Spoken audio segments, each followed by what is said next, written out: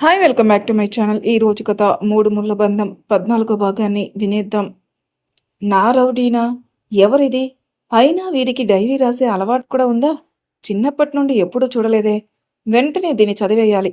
ఇది చదివితే ఏమైనా తెలుస్తుందేమో అనుకుని రామ్ వాష్రూమ్ నుండి రాకముందే డైరీ తీసుకుని బయటపడాలని హడావిడిగా డైరీని చీరతో కప్పేసి అక్కడి నుండి వెళ్ళడానికి అడుగు ముందుకు వేస్తుంది అశు. ఇంతలో ఏయ్, ఏం చేస్తున్నావిక్కడ అన్న రామ్ మాట కరుకుగా వినిపించేసరికి బొమ్మల అలాగే ఉండిపోతుంది అశు. చూసేశాడు. ఇప్పుడేం చేయాలి దేవుడా, వీడి నుండి ఎలా తప్పించుకోవాలి అని మనసులో రకరకాల ఆలోచనలు చేస్తుంది. డైరీ రామ్కి కనపడకుండా ఒక చేత్తో పట్టుకుని చీర కొంగుతో పూర్తిగా కప్పేసుకుంటుంది. రామ్ కోపంగా అశు దగ్గరకొచ్చి అశు చేతిని పట్టుకుని తన వైపుకు తిప్పుకుంటాడు. ఆ ఫోర్స్కి ఎక్కడ డైరీ కింద పడిపోతుందేమోని బలంగా ఆ డైరీని పట్టుకుని రామ్ వైపుకు తిరుగుతుంది అశు. నీకెంత ధైర్యం ఉంటే నా గదిలోకి వస్తావు? నీకేం చెప్పాను నేను? నీ రూమ్ దాటి బయటకొస్తే కాళ్ళు ఇరగ్గొడతానని చెప్పానా లేదా? అయినా కూడా నా మాట అంటే లెక్క లేకుండా నా గదికి వస్తావా? నీ కడుపులో నా బేబీ ఉందని ఊరుకుంటుంటే రెచ్చిపోతున్నావు. అసలెందుకొచ్చావు ఇక్కడికి? ఇక్కడేం పని నీకు అని బలంగా ఆశు చేతిని నొక్కి పట్టుకుని అడుగుతాడు రామ్. రామ్ ఉడుం పట్టుకి ఆశుకి చాలా నొప్పిగా అనిపిస్తుంది. రామ్ ఎంతలా అడుగుతున్నా మాట్లాడకుండా సైలెంట్గా ఉండిపోయి కిందికి చూస్తూ ఉంటుంది ఆశు. దాంతో రామ్లో అసహనం ఇంకా ఇంకా పెరిగిపోతుంది. నేనిక్కడ అడుగుతుంటే సమాధానం చెప్పకుండా కిందికి చూస్తావేంటి? ఇటు చూడు అని ఆశు తల పైకెత్తి ఒక చేత్తో ఆశు బుగ్గల్ని గట్టిగా పట్టుకుని నొక్కుతాడు రామ్.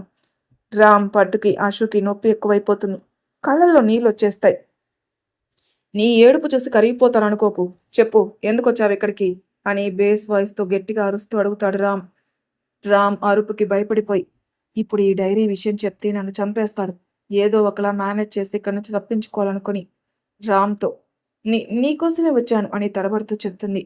ఆశు సమాధానికి ఒక్కసారిగా తన బురుకుటిని ముడిచి ఆశు బుగ్గల్ని వదిలి, నాకోసమా? తిక్కతిక్కగా ఉందా అని అదే బేస్ వాయిస్తో అడుగుతాడు యాంగ్రీ రామ్. ఆశు గట్టిగా ఊపిరి పీల్చుకొని, హ్యాపీ యానివర్సరీ రౌడీ, ఈ రోజుతో మన ప్రేమకి 10 ఏళ్లు నిండాయి అని చెప్పి రామ్కి దగ్గరగా జరిగి గాఢంగా రామ్ పెదాల మీద ముద్దు పెట్టి కాసేపటికి రామ్ని వదిలి అక్కడి నుండి తిరిగి చూడకుండా వెళ్ళిపోతుంది ఆశు. ఆశు చేసిన పనికి ఒక్కసారిగా నిర్ఘాంతపోతాడు రామ్. జరిగింది అర్థం చేసుకోవడానికి 5 నిమిషాలు పడుతుంది తనకి. ఒంటి మీద టవల్తో అలానే మంచం మీద కూర్చుండిపోతాడు. ఒక్కసారిగా ఆశుతో తను గడిపిన రోజులన్నీ గుర్తుకొస్తాయి. వెంటనే కోపంతో ఊగిపోతాడు. నిన్ను నా గుండెల్లో పెట్టుకుని చూసుకున్నాను కదే, కానీ నువ్వు, నీ బాబు కలిసి నాకు జీవితమే లేకుండా చెయ్యాలని అనుకున్నారు కదా. నువ్వెన్ని మాయలు చేసినా నేను నిన్ను నీ బాబుని మాత్రం వదిలే ప్రసక్తే లేదు అనుకుని లేచి రెడీ అయి మళ్ళీ బయటకెళ్ళిపోతాడు రామ్. రామ్ గది నుండి బయటకొచ్చి గబగబా తన గదిలోకి వెళ్ళిపోతుంది అశు. లోపలికి వెళ్లి తలుపు గడియ వేసి ఆ తలుపులకి ఆనుకొని నిలబడిపోతుంది. తనకి ఇంకా గుండెదడ తగ్గదు. కొంచెం ఉంటే వాడికి దొరికిపోయేదాన్ని. తుటిలో తప్పించుకున్నాననుకుంటూ ఒంటి మీద పట్టిన చెమటని మొత్తం తుడుచుకుంటూ తన చేతిని చూసుకుంటుంది. రామ్ పట్టుకి ఆ చోటంతా కమిలిపోయి ఎర్రగా అయిపోతుంది. సమయానికి ఆలోచన వచ్చింది కాబట్టి సరిపోయింది. లేకపోతే ఇవాళ నాకు పాడి కట్టేసేవాడు అనుకుని మంచం దగ్గరికి వెళ్ళి పక్కనే ఉన్న వాటర్ బాటిల్ తీసుకుని గడగడా తాగేస్తుంది అశు. కొంగు కప్పి దాచిన డైరీని చేతిలోకి తీసుకుని ఇందులో ఏముందో చదివేసి త్వరగా తన గదిలోకి పెట్టేయాలి, లేకపోతే వాడికి అనుమానం వస్తుందనుకుంటూ డైరీ ఓపెన్ చేద్దామనుకుంటుంది. ఇంతలో లహరి, జాను నిద్రలేస్తారు. అమ్మో, వీళ్ళకి ఈ డైరీ గురించి ఇప్పుడే చెప్పకూడదు. ముందు ఇందులో ఏముందో నేను తెలుసుకొని అప్పుడు వీళ్ళకి చెప్పాలో వద్దో నిర్ణయించుకుంటాను అనుకుని ఆ డైరీని తన బట్టల కింద పెట్టి దాచేస్తుంది. లహరి, జాను మత్తుగా నిద్రలేస్తారు. ఎదురుగా నిద్రపోకుండా బట్టలు సర్దుతున్న ఆశుని చూసి, బుజ్జి, నువ్వు నిద్రపోలేదా అని అడుగుతుంది లహరి.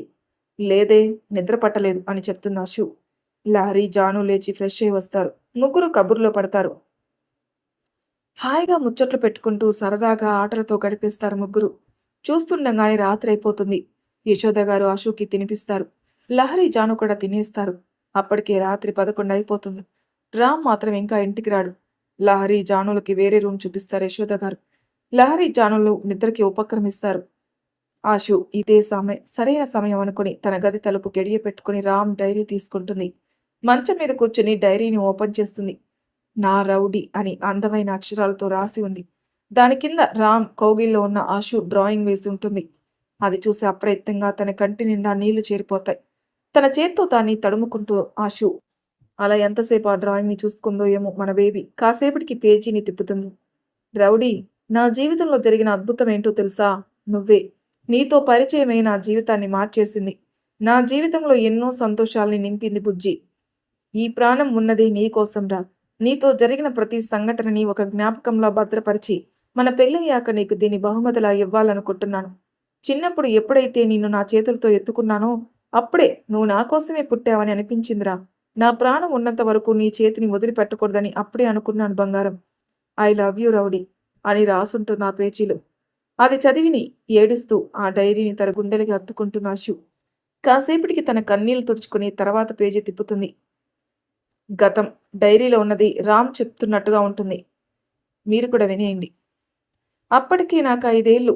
మూర్తి గారిని ఆ ఊరికి ప్రెసిడెంట్ మా నాన్న ఆయన ఇంట్లోనే పనిచేసేవాడంట.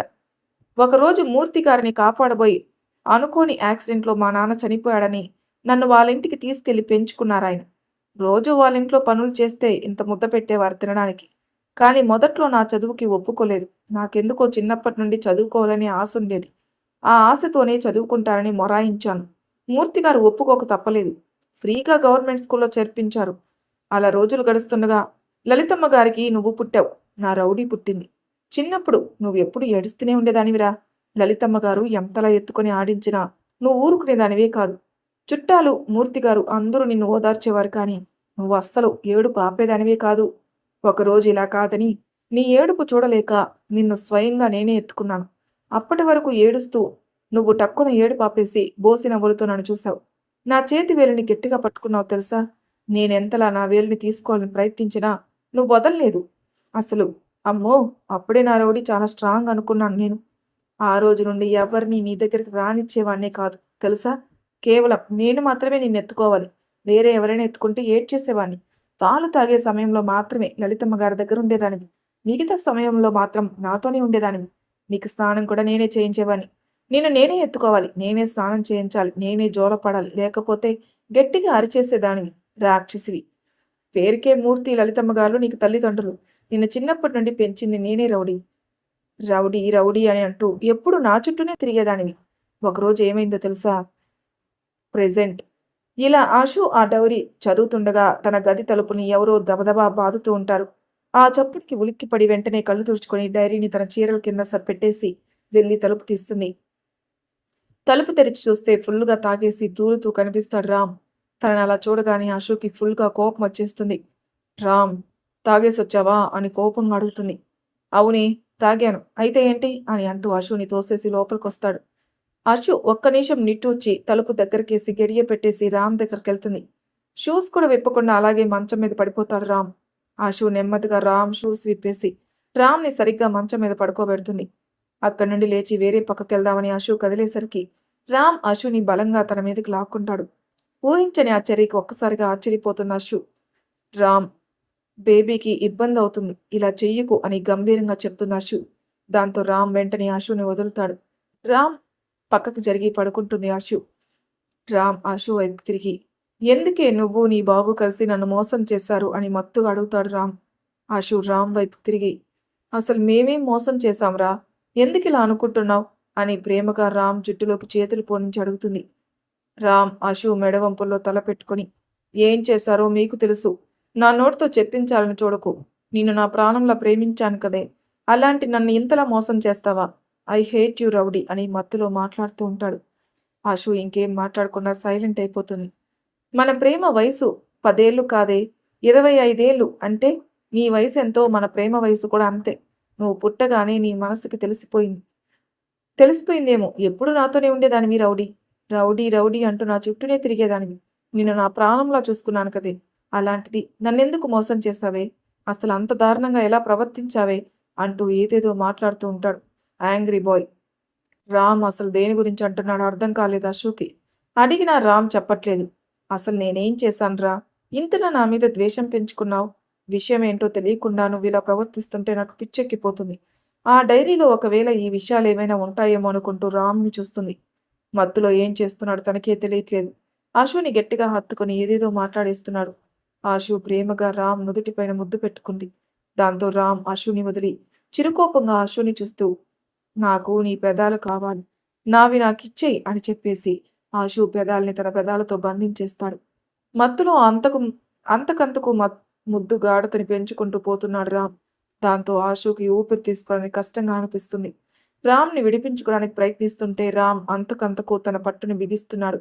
ఒక 5 నిమిషాల తర్వాత ఆశు పెదాల్ని వదిలేసి మత్తుగా ఆశు కళ్ళలోకి చూస్తూ, ఈ కళ్ళతోనే నన్ను మాయ చేశావే రాక్షసి అని అంటూ చిన్నపిల్ల ఆశు మెడవంపుల్లో తల పెట్టుకుని నిద్రలోకి జారుకుంటాడు. మూడిస్ట్ బేబీ. తన పెదాలు మండుతుండగా చేతి వేలతో పెదాల్ని తడుముకుని, రాక్షసుడు, ప్రేమొచ్చినా కోపమొచ్చినా వీడిని ఆపడం కష్టం అనుకుంటూ రామ్ని చూసి నవ్వుకుంటూ తనని గట్టిగా హత్తుకుని కళ్ళు మూసుకుని డైరీలో చదివింది గుర్తు చేసుకుంటూ నెమ్మదిగా నిద్రలోకి జారుకుంటుంది ఆశు. మరుసటి రోజు ఉదయం మగతగా కళ్ళు తెరుస్తాడు రామ్. ఏదో మెత్తటి పరుపు మీద పడుకున్న ఫీలింగ్ వస్తుంది తనకి. చూస్తే తను ఆశు ఎద మీద తలపెట్టి నిద్రపోతూ ఉంటాడు. దెబ్బకి లేచి కూర్చుంటాడు రామ్. రామ్ కదలగానే ఆశుకు కూడా మెలకు వస్తుంది. కళ్ళు తెరిచి రామ్ని చూస్తుంది. అబ్బా, తలంతా నొప్పి అని తల పట్టుకుని కోపంగా ఆశు వైపు చూస్తాడు. ఏయ్, నువ్వేంటి నా రూమ్లో ఎందుకు పడుకున్నావు అని సీరియస్ మొహం పెట్టుకుని అడుగుతాడు రామ్.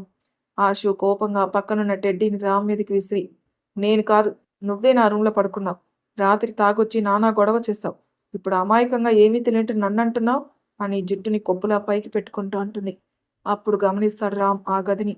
ఓ, నేనే దీని గదికి వచ్చానా? ఛే, నైట్ బాగా తాగేసినట్టున్నాను అనుకుంటూ ఆశు వైపు చూసి, అయినా నేనొస్తే నీ బుద్ధి ఏమైందే? నన్ను నా గదికి పంపించాలని తెలీదా అని కోపంగా అడుగుతాడు.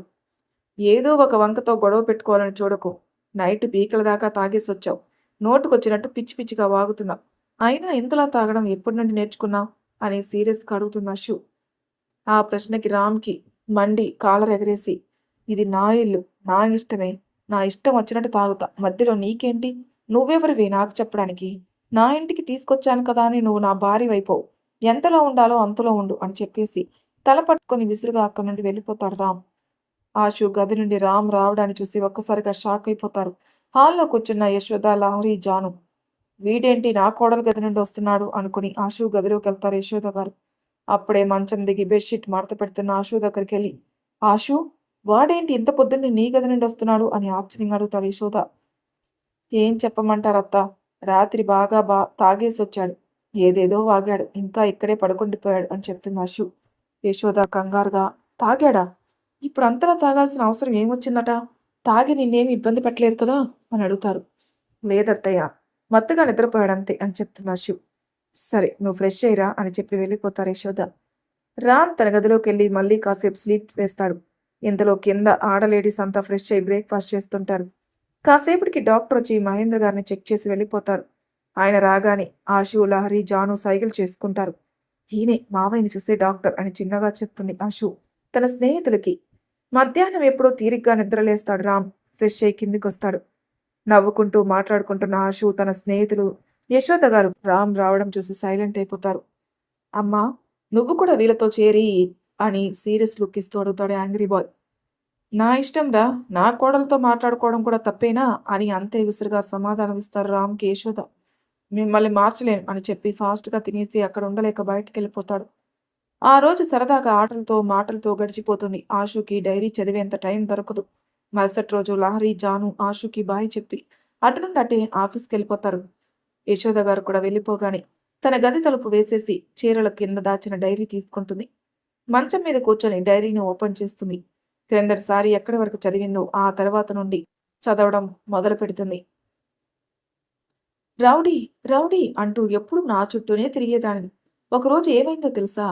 అప్పుడు నువ్వు 5th క్లాస్ చదువుతున్నావు, నేనేమో 9th క్లాస్. నిన్ను మీ నాన్న పెద్ద కాన్వెంట్లో చదివించేవారు. నేను గవర్నమెంట్ స్కూల్లో చదివేవాడిని. రోజు ఇంట్లో పనులన్నీ చేసేసి స్కూల్కి వెళ్ళిపోయేవాడిని. నీ స్కూల్ అయిపోయే సమయానికి నేనొచ్చి నేను పిక్ చేసుకుని ఇంటికి తీసుకెళ్లేవాడిని. ఆ రోజు కూడా నీకోసం స్కూల్ బయట సైకిల్ మీద కూర్చొని ఎదురు చూస్తున్నాను. ఇంతలో స్కూల్లో ఏవో పెద్ద పెద్ద అరుపులు వినిపించేసరికి సైకిల్ వదిలేసి కంగారుగా లోపలికొచ్చాను. అక్కడికి చూస్తే నువ్వెవరో ఒక అబ్బాయి చేయి పట్టుకుని గట్టిగా కొరుకుతున్నావు. వాడేమో గుక్క తిప్పుకోకుండా గట్టి గట్టిగా ఏడుస్తున్నాడు. ఇంతలో అక్కడికి టీచర్స్, ప్రిన్సిపల్ అందరూ వచ్చేసారు. ఎవరింతలా నచ్చ చెప్తున్నా నువ్వు కొరకడం ఆపట్లేదు. దాంతో వాళ్ళకేం చేయాలో పాలుపోలేదు. ఇంతలో నేను నీ దగ్గరకు వచ్చి వాడిని నీ నుండి విడిపించాను. వాడి చెయ్యి మొత్తం వాచిపోయింది. నువ్వు వాడిని కోపంగా చూస్తున్నావు. ఇంతలో అక్కడున్న టీచర్స్ వచ్చి నిన్ను సీరియస్గా అడిగారు ఎందుకు ఇలా చేశావని. దానికి నువ్వు చెప్పిన సమాధానం నేను ఇప్పటికీ మర్చిపోలేను రౌడీ.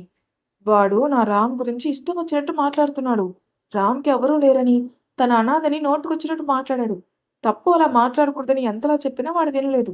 అందుకే వాడిని తెలిసొచ్చేలా కొరికాను. నా రామ్‌ని ఎవరైనా ఏమన్నా అంటే నేను ఊరుకోను అని నడుంకి చేతులు ఆనించి చెప్పావు. నువ్వు చెప్పింది విని అక్కడున్న వాళ్ళంతా ఆశ్చర్యపోయారు. వెంటనే మీ నాన్నకి ఫోన్ చేసి కంప్లెయింట్ ఇచ్చేశారు. నేను నిన్ను ఎత్తుకొని ఇంటికి తీసుకొచ్చాను. ఏయ్! బుజ్జమ్మ తప్పు కదా! అలా అతని చేతిని కొరక్కూడదు కదా! అతను ఏమైనా అనని, నువ్వలా చేయకూడదు అని నిన్ను బుజ్జగించాను. దానికి నువ్వు, నిన్నెవరైనా ఏమైనా అంటే నేను ఊరుకోను రౌడీ. నువ్వు నా రౌడీవి. నిన్నేమైనా అనే హక్కు నాకు మాత్రమే ఉంది అని కళ్ళు చిన్నవి చేసుకొని చెప్పావు. నిన్నలా చూడగానే ఎంత ముద్దుగా అనిపించిందో. ఇంతలో మీ నాన్నొచ్చి నువ్వు చేసిన పనికి నిన్ను నిన్నిలా తయారు చేసినందుకు నన్ను బాగా వాయించేశారు. అది చదువుతున్న ఆషు పెదాల మీద నవ్వొచ్చి చేరుతుంది. అయితే చిన్నప్పటి నుండే నేను నిన్ను నా హక్కుగా అనుకున్నావనమాట అని అనుకుంటూ నెక్స్ట్ పేజీ తిప్పుతుంది. మరి తర్వాయి భాగంలో ఏం జరుగుతుందో నెక్స్ట్ ఎపిసోడ్‌లో తెలుసుకుందాం. అంతవరకు నా ఛానల్ సబ్స్క్రైబ్ చేయని వారు ప్లీజ్ సబ్స్క్రైబ్ చేసుకోండి. లైక్ చేసి షేర్ చేయండి. మీ అభిప్రాయాలు నాకు కామెంట్ రూపంలో తెలియజేయండి. Thank you for listening.